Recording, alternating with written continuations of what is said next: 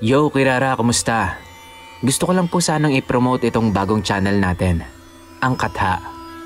Bale, dito po natin ililipat at i-upload yung mga fictional stories natin. Para lahat po ng stories na nasa main channel natin, which is Nginig Stories, ay puro true stories lang po. Sana po makapag-subscribe po kayo. Katha, ito po yung magiging fictional stories channel ng Nginig Stories. Muli po, Katha, sana po makapag-subscribe kayo. Yun lang naman, maraming salamat po.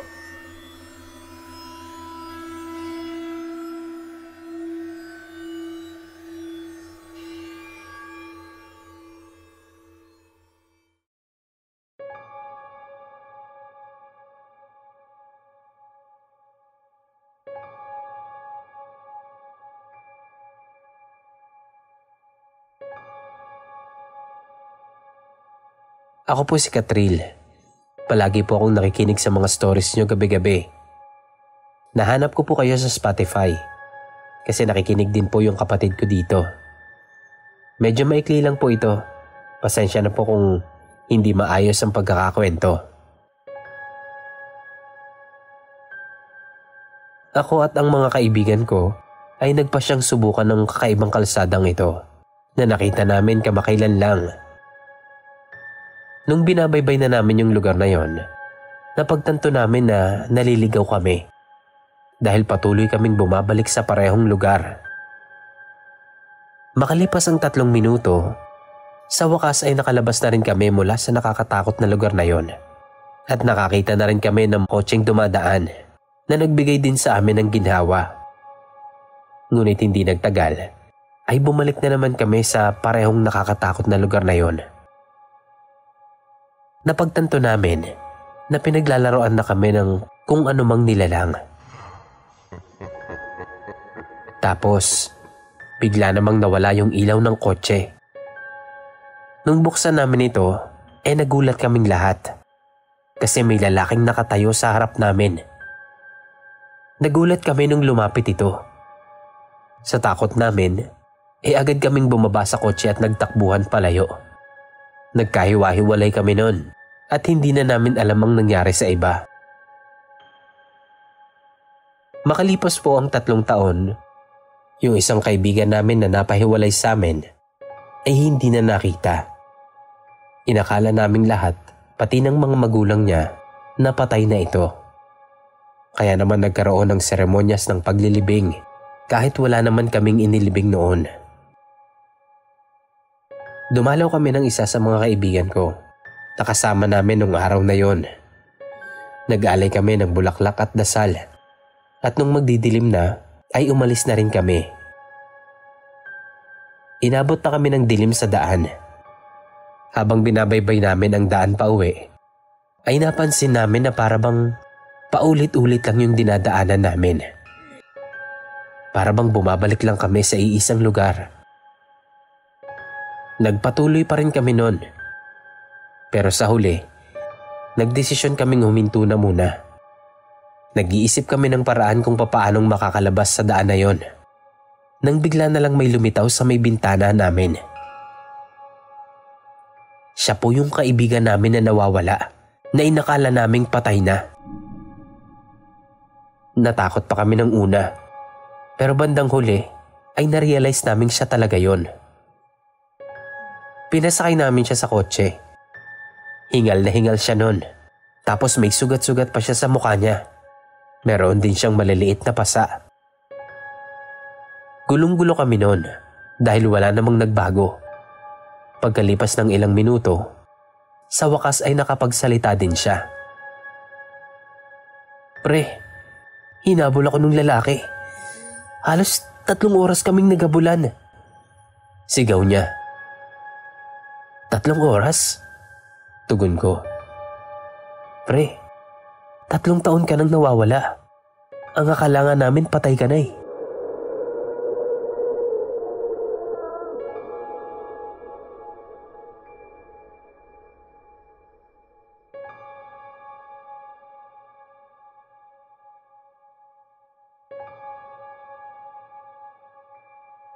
Hi, Boss Kira. Ako ulit ito si Ivan. Gaya ng nabanggit ko sa una kong kwento, magbabahagi po muli ako ng aking karanasan na labas naman sa aking kwentong staff house. Minsan kahit ako, hindi ko rin sigurado kung totoo ba o imahinasyon ko lang. Dala na rin siguro ito ng sobrang kahiligan ko sa panonood ng mga nakakatakot na palabas. Unahin ko na po itong kwento ko noong college pa ako. Ito po yung panahon na gumagawa kami ng thesis ng mga kagrupo ko. Bali 3 po kami sa grupo. Ako at yung 2 ko pang kasama, na itago na lang natin sa mga pangalang Nick at Jopoy.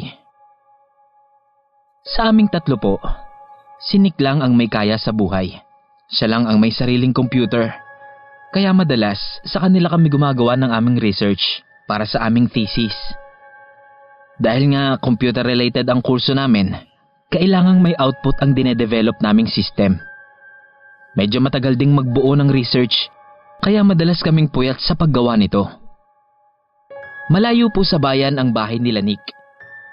Pero magkaganon pa man, may mga kapitbahay naman po sila, kaya hindi na rin nakakatakot lumabas. Yung bahay po nila parang yung lugar lang din namin, na kapag pumatak na ang alas 8 ng gabi, aakalain mong parang alas 12 na ng hating gabi. Tahimik at wala ka nang makikitang taong naglalakad sa labas.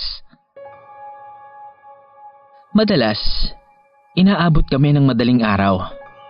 Masyado kasing perfectionist si Nick, kaya pati yung mga tamang gagamiting salita sa isang pangungusap, pinagdidiskusyonan pa namin. Ewan ko ba kung bakit kami ganon. Pati yung mga ganong kaliit na bagay pinagtatalunan pa namin. Anyway, ilang gabi na kaming nagbupuyat nun. Sa totoo lang, pag magkakasama kami, mas marami pa ang kwentuhan kaysa sa gawa. Pero nakakapagod pa rin.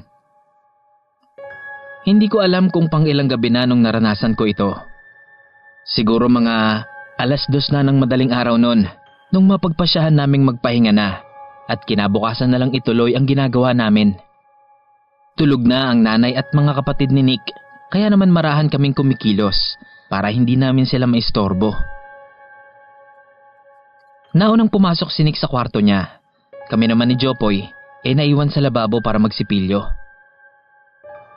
Sa hindi ko mawaring dahilan, nakaramdam ako ng hindi pangkaraniwang kaba. Pero ipinagsawalang bahala ko lang yun. Baka kako pagod lang ako. Nauna na sa kwarto si Jopoy kasi gumamit pa ako ng banyo. Paglabas ko, madilim na. Patay na kasi ang mga ilaw. At tanging ilaw na lang na nanggagaling sa labas ang nagbibigay liwanag sa loob. Kita ko pa naman yung daan sa kwarto ni Nick, kaya ayos lang. Yung kwarto ni Nick, walang pintuan.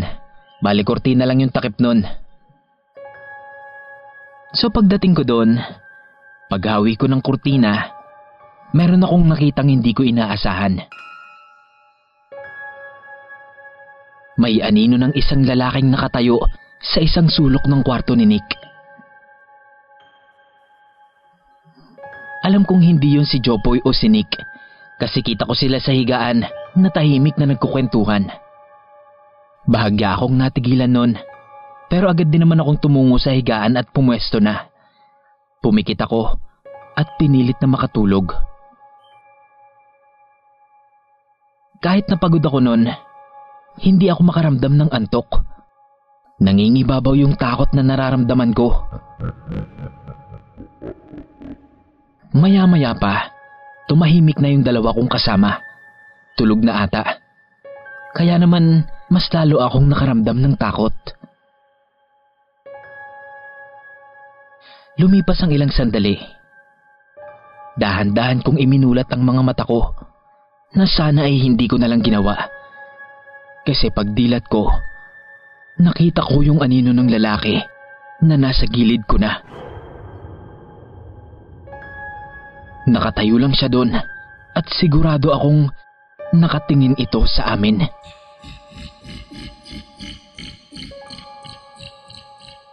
Pakiramdam ko noon ay kami lang 2 ang nasa loob ng kwarto.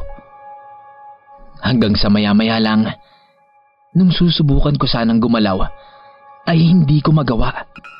Hindi ako makagalaw. Mata ko lang ang naigagalaw ko nun, kaya paulit-ulit akong pumikit. Pero sa bawat pagpikit ko ay para bang unti-unti kong nakikita yung mukha ng lalaki. Mapula ang mukha niya, nakangisi na parang isang demonyo. Nakatingin ito sa akin at kitang-kita kong natutuwa siya sa takot na nararamdaman ko.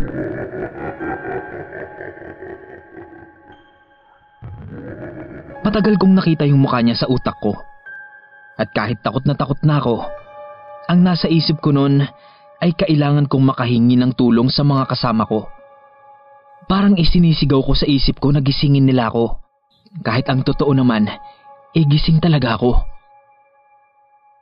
Dahil nga wala na akong magawa, pinilit ko na lang na makaiyak. Nagbabaka sakaling marinig nila ako at maisip nilang kailangan ko ng tulong. Sinikap kong maglabas ng kahit mahinang tunog mula sa bibig ko para gisingin nila ako. Ngunit pakiwari ko'y walang nakakarinig sa akin. Patuloy pa ring rumirehistro sa utak ko ang nakangising mukha ng lalaking itim. Itim na may pulang mukha.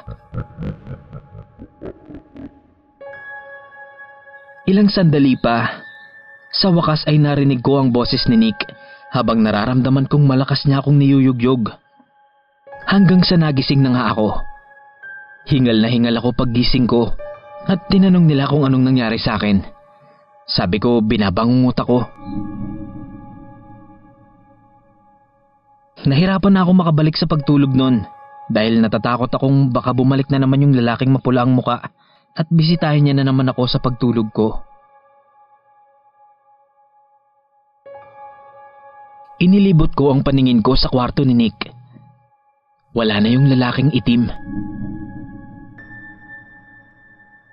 Kinabukasan nung umuwi kami, saka ko palang sinabi kay Jopoy kung anong nangyari. Pero parang hindi siya naniwala. Baka pagod lang daw ako, kaya kung ano-ano ang napapanaginipan ko. Pero sigurado ako na nung mga oras na yon ay hindi lang kaming tatlo ang nasa kwarto na yon.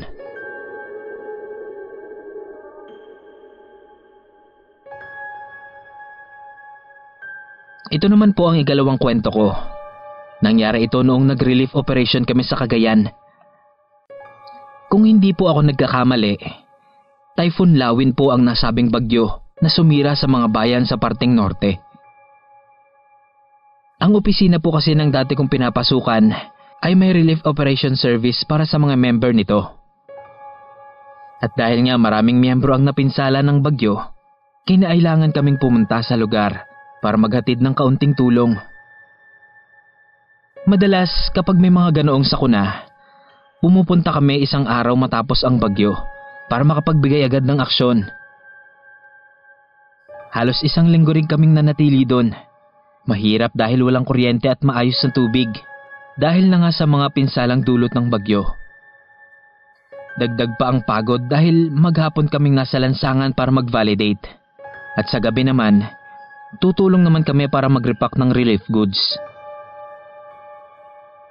Kaya naman nung huling araw na namin doon, masaya talaga kami dahil sa wakas ay makakaligo at makakapagpahinga na rin kami ng maayos. Bali ang opisina po namin noon ay sa Laguna pa. Sa madaling sabi, 12 oras ang biyahe namin pa uwi. Mabuti na lamang at may sarili kaming sasakyan na gamit. Gabi ng Biyernes kami nakaschedule na umuwi. Bale, convoy po kasi kami.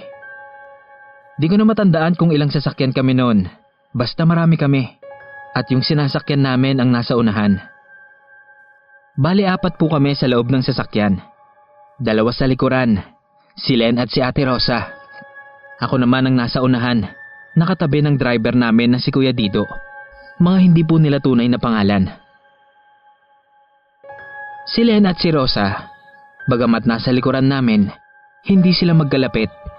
Bale may mga gamit na nakapagitan sa kanila na halos kasya ang isang tao kung uupo ito doon. Ako naman, sinasabayan ko si Kuya Dido sa pagpupuyat. Mahirap na, baka makatulog din si Kuya eh. Pare-parehas kaming hindi na magising. Kaya naman kahit antok na talaga ako, pinipigilan kong makatulog. Excited na kaming makauwi lahat nun. Madilim ang biyahe namin dahil nga yung ibang mga poste doon nagbagsakan na. Sa biyahe, masaya kaming nagkukwentuhan. Kahit na parang may nararamdaman akong kakaiba na hindi ko maipaliwanag. Pero syempre, ayoko namang maging KJ kaya hindi ko nalang pinansin yung nararamdaman ko. Hindi ko na matandaan kung anong pinagkukwentuhan namin noon. Basta ang alam ko, nagtatawanan kami sa loob ng sasakyan. Wala pang isang oras mula nang umalis kami, kaya halos lahat ng dinadaanan namin talagang napakadilim. Wala halos sasakyan na dumadaan. Saglit kaming napahinto sa isang nagsangang daan. As in saglit lang, at sinigurado lang ni Kuya Dido kung saan yung tamang daan. Bale, isa sa kaliwa at isa sa kanan na daan. Sa kaliwang daan ay napakadilim, kaya hindi pansin na sangang daan ito. So dumiretso kami sa kanan, doon kasi ay medyo may liwanag. Pero nagtataka ako, kasi habang binabagtas namin ang daan na yon, napansin kong nawala na yung liwanag kanina. Wala rin kaming nasasalubong na sasakyan, tanging convoy lang namin ang nagbibigay liwanag sa daan. So patuloy pa rin kami sa pagkukwentuhan, nang biglang napatigil si Kuya Dido. Parang ibang daan na to ah. Sabi niya, nung makarating kami sa isang tulay. Hindi naman luma pero may kakaibang kilabot ang tulay na yon. Parang nasa mga kalagitnaan pa lang kami ng tulay noon nung mapag-isip-isip yun ni Kuya Dido. Ibang daan na pala itong binabagtas namin.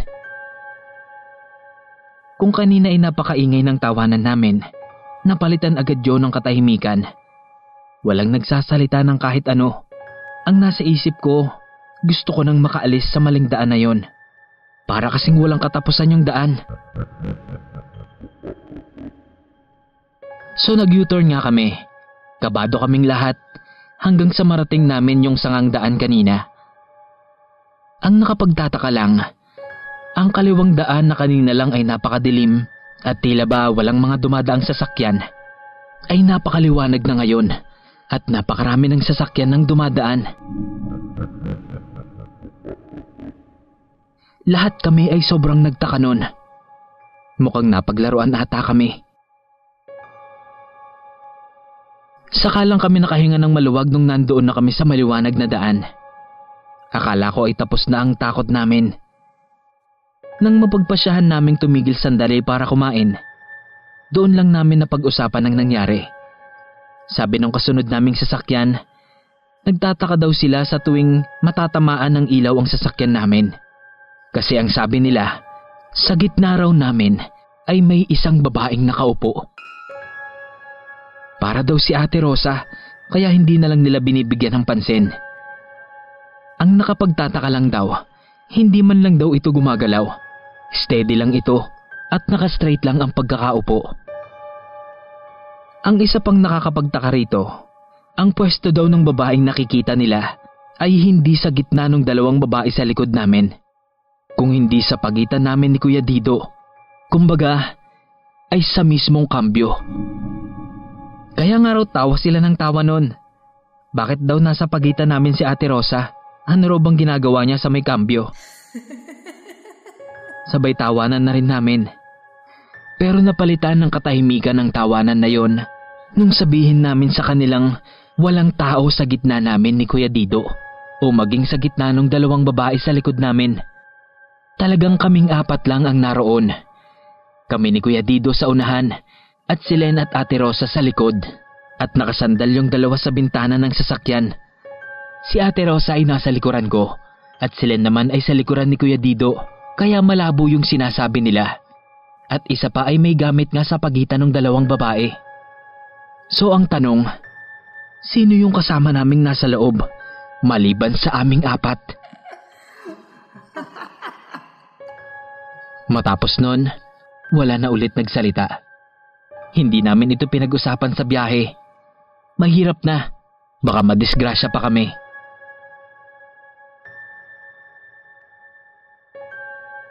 Hanggang sa makarating na kami sa Santo Tomas, saka lang nagsalita si Kuya Dido. Doon sinabi ni Kuya na kahit siya daw ay nagtataka.